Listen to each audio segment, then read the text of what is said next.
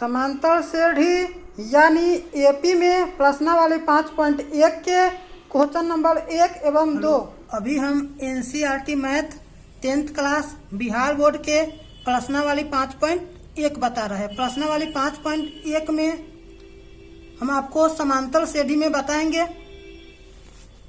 तो प्रश्नावली 5.1 का क्वेश्चन नंबर 1 में लिखा हुआ है, निम्नलिखित परिस्थितियों में से किन परिस्थितियों के संबंध में संख्याओं की सूची एपी में है और क्यों है। तो हम यहाँ देख रहे हैं, कह रहा है प्रत्येक किलोमीटर के बाद एक टैक्सी का किराया, जबकि प्रथम किलोमीटर के लिए किराया 5 रुपया और प्रत्येक अतिरिक्त किलो के लिए 15 रुपया है और प्रत्येक अतिरिक्त किलोमीटर के लिए किराया 8 रुपया की बढ़ोतरी होता जाता है। तो यह एपी में होगा, क्योंकि लिख लेंगे हाँ यह एपी में है। क्यों?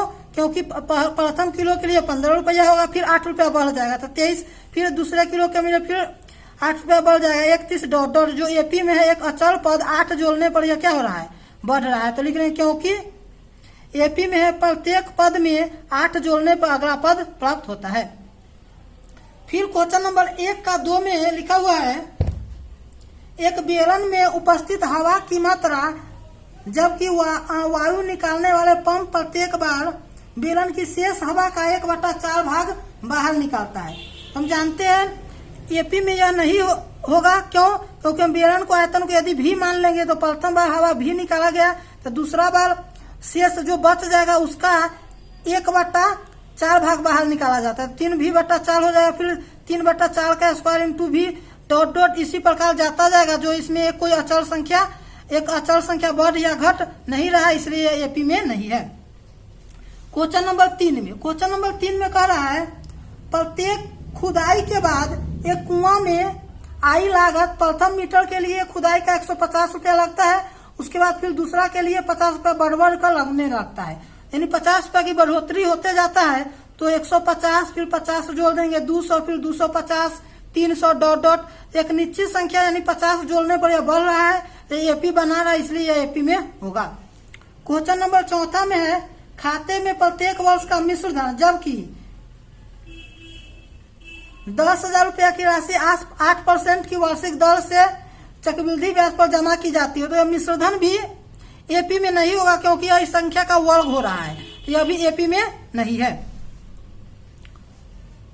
अब चलिए हम क्वेश्चन नंबर 2 पर आते हैं। क्वेश्चन नंबर 2 में लिखा हुआ है, दी गई एपी के प्रथम 4 पद लिखिए, जबकि इसका प्रथम पद ए बराबर 10 और सार्वभौमिक डी बराबर भी दिया हुआ है 10। ठीक है, तो इसके प्रथम पद को यानी A1 को हम ए मानते हैं। तो ए दिया हुआ है 10, तो प्रथम पद 10 हो जाएगा। और दूसरा पद इसका निकालना है तो प्रथम पद यानी A1 प्लस डी होता है। A1 10 है तो 10 प्लस डी के मान भी 10 है, तो 10 10 20 हो जाएगा। फिर तीसरा पद निकालेंगे तो दूसरा पद प्लस डी होता है, तो A2 प्लस डी, A2 के मान 20 है तो 20 प्लस 10 तो 30 हो जाएगा। फिर चौथा पद निकालना है, प्रथम 4 पद लिखना है तो चौथा पद हो जाएगा A3 प्लस डी और A3 के मान 30 है तो 30 प्लस 10 तो 40 हो जाएगा।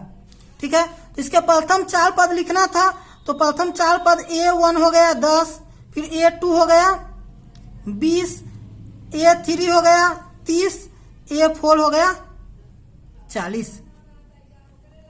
यही आंसर हो गया। फिर क्वेश्चन नंबर 2 में दिया हुआ है, प्रथम पद जो A इजकल है -2 है और इसका सार्वभौमिक डी 0 है। तो हम जानते हैं प्रथम पद A1 A के बराबर होता है, तो A के मान -2 है। फिर दूसरा A2 निकालना है तो A1 प्लस डी हो जाएगा, तो -2 प्लस 0 जोड़ेंगे तो -2 होगा।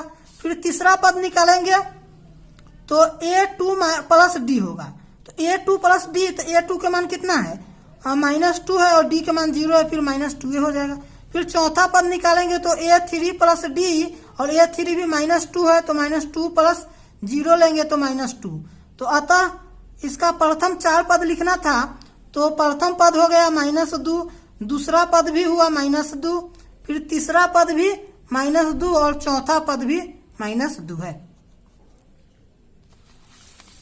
अब इसी प्रकार इस एपी में क्वेश्चन नंबर 3 में दिया हुआ है। क्वेश्चन नंबर 2 के 3 में है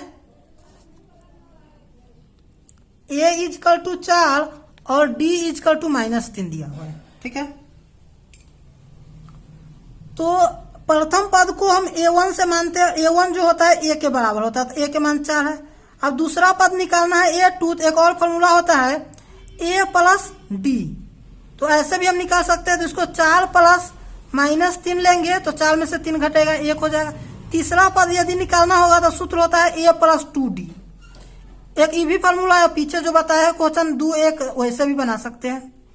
तो यहाँ a के मान है 4, तो 4 + 2 गुने -3, तो यहाँ 4 प्लस माइनस माइनस हो जाएगा। 2 को 3 से गुना करेंगे 6, तो 4 - 6 है तो -2 हो जाएगा।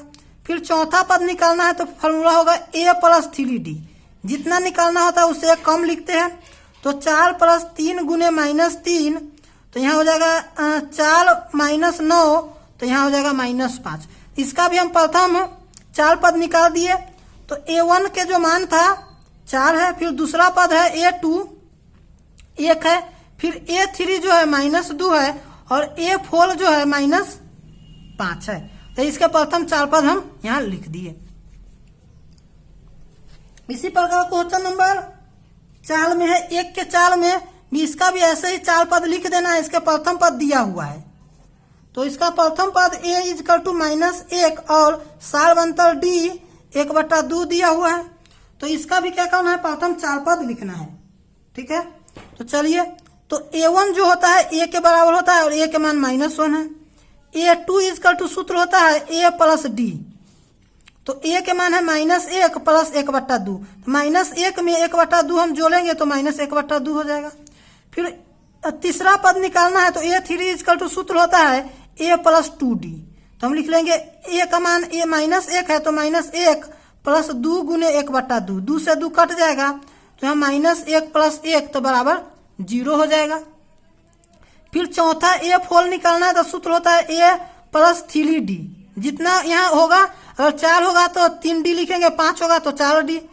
तो यहाँ a के जो मान है -1 है और d के मान 1/2 है, तो 1/2 हो जाएगा -1 + 3/2। अब इसको सॉल्व करेंगे तो 1/2 हो जाएगा। इसका भी हम चारों पद क्या किए, निकाल दिए। इसी प्रकार क्वेश्चन नंबर 2 के 5 में है a = दिया हुआ है -1.25 और d = दिया हुआ है -0.25। इसका भी प्रथम पद निकालेंगे a1, जो a के बराबर होगा तो -1.25 हो जाएगा। फिर a2 निकालेंगे तो a + d होगा और a के मान -1.25 है और d के मान -0.25 है। इस दोनों को जोड़ देंगे तो -1.50 हो जाएगा। फिर a3 ऐसे ही निकाल लेंगे, a3 = होगा a + 2d, तो a के मान है -1.25 और प्लस 2 गुने -0.25 लेंगे और इसमें जोड़ देंगे तो -1.75 हो जाएगा। इसी प्रकार चौथा पद भी हम क्या करेंगे, निकाल लेंगे। तो